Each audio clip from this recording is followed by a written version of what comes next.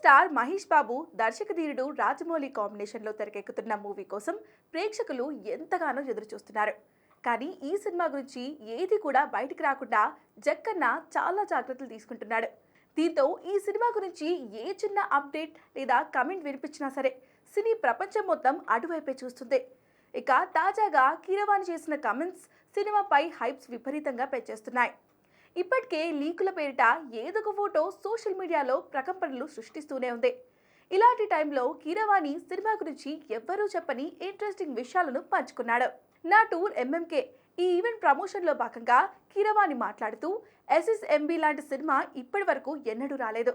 ఇది చాలా కఠినమైన ప్రాజెక్ట్. ఇప్పటి వరకు నేను ఎన్నో సినిమాలు చేశాను, కానీ దీనికి పనిచేయడం సవాల్గా ఉంది.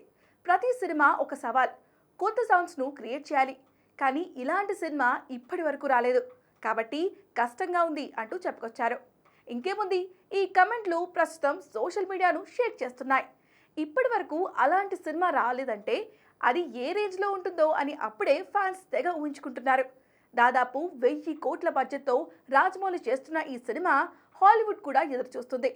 మొన్ననే ఒడిశా స్కెడ్యూల్ను మూవీ టీం కంప్లీట్ చేసుకుంది. నెక్స్ట్ స్కెడ్యూల్ని హైదరాబాద్లో ప్లాన్ చేస్తున్నారు. మరి రాజమౌళి ఎలా ప్లాన్ చేస్తున్నాడో చూడాలి.